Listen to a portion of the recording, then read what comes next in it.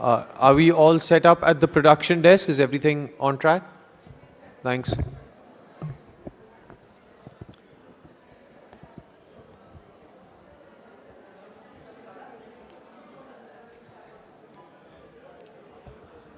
Okay, if I could request my colleagues to just close the doors, just leave one part empty. I think we have enough of a quorum to begin.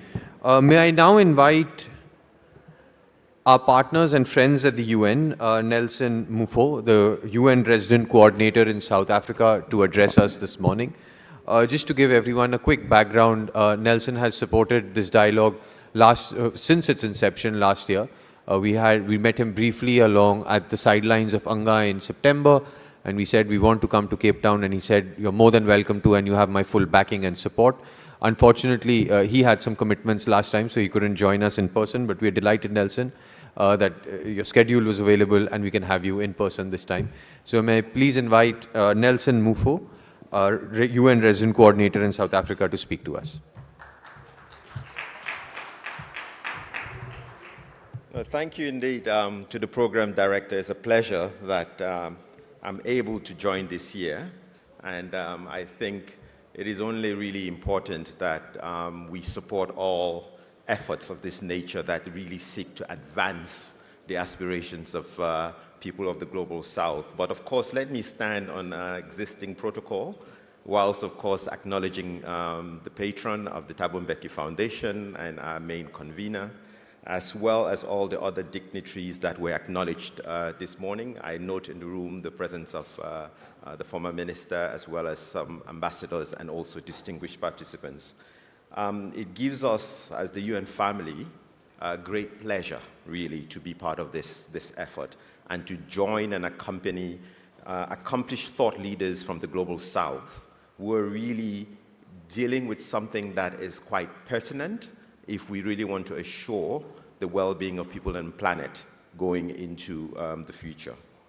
The UN family, including in India, already works quite closely with the ORF, and certainly in South Africa, we had to do the same. And the teams that Max Bokwana, as well as Samia Saran are leading, we find them to be really strategic partners in advancing the work we're trying to achieve all around the Sustainable Development Goals, all around silencing the guns, all around fostering social cohesion, and other aspects that are so important. My boss, the UN Secretary General, just last September in New York, when the world leaders gathered for the Summit of the Future, indicated something really that is troubling and goes to the heart of the conversation that we're going to be having over the next few days. He said, huge inequalities are a brake on sustainable development. Many developing countries are drowning in debt and unable to support their people. The climate crisis is destroying lives, devastating communities, and ravaging economies. New technologies, including AI, are being developed in a moral and legal vacuum without governance or guardrails. And that's why the Cape Town Conversations is truly timely, as we need to foster global solidarity and South-South cooperation, as well as ensure African leadership in efforts to urgently address these pressing issues. We have a collective ethical imperative to leave a better world for current and future generations. And that's precisely why member states, as convened by the Secretary General of the UN, met at the Summit of the Future, as I indicated, with the sole objective of building consensus and to propel reform of the global governance, security, and financial architecture, as well as to advance equitable governance of AI, and not to forget, turbocharging the achievement of the Sustainable Development Goals, which are severely off track.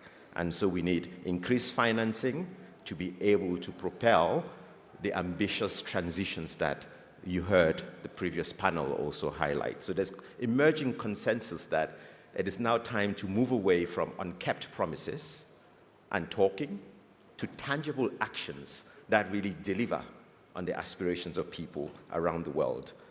And it must be said that outdated multilateral arrangements and unequal structures, including the UN Security Council, which was established in the post-Second World War era, cannot be maintained as if a significant part of the world is not meant to be part of the solution and the quest to look for comprehensive solutions in the midst of a polycrisis. We talk about intensifying, cascading, and interlinked security, environmental, commercial, and developmental challenges that need to be addressed head-on. Former President, Excellencies, distinguished participants, you've heard that in a few days, South Africa will take on the responsibility to steer the G20, the first time an African country will be doing that. And as Samir also indicated in the morning, it must and will build on the work of the G20 presidencies of Indonesia, India, Brazil. And it is expected, and we hope, it will give continuity to not only the pact for the future that came out of the UN, but most importantly as well, the G20 agendas that focus on tackling global inequities as per the aspirations of the Global South. That's why the United Nations is very encouraged by the G20 priorities, initiatives, and theme announced by the government of South Africa, which is around fostering solidarity, equity, and sustainability. And to advance this through key priority areas that include reform of the global financial architecture, something which the Secretary General has been pushing for over the last few years, as well as to ensure that issues of critical minerals, the new scramble for Africa, is addressed, food security, and of course, AI, as I earlier mentioned. And building on what came out of Brazil and its presidency through the G20 declaration that was issued, we need to ensure that this continuity that is so much sought after is maintained. And we really move, as the previous panel also indicated, in prioritizing what the Global South needs in an inclusive consensus-building process, just like other parts of the world are doing when they approach such discussions. Excellencies and distinguished participants, as I conclude, permit me to quote an eminent African and United Nations icon, Kofi Annan, who once said, "What governments and people don't realize is that sometimes the collective interest, that is the international shared interest around global commons and public goods, is actually also the national interest. And as leaders from Africa and the Global South, we must take it upon ourselves to lead the effort of fostering global solidarity through enhanced consensus building, mobilizing financing, silencing the guns around the world, not only on the African continent, advancing social cohesion, managing and benefiting from our natural resources and human resources, and drive sustainable development that benefits people everywhere. It is essential that we continue and keep strengthening the South-South and triangular cooperation, as well as the dialogue between political decision makers and what we say is much needed, a whole of society intervention, which strengthens rather than undermines the multilateral system, including the UN.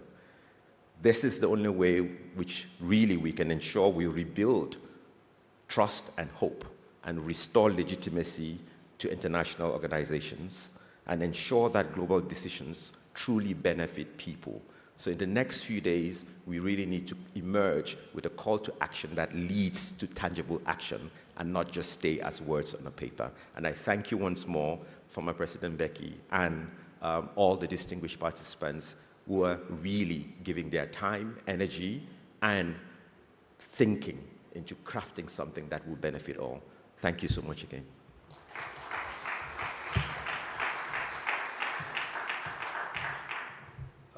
Thank you so much, Nelson, and thank you, of course, to the UN as well for supporting a lot of the work that we do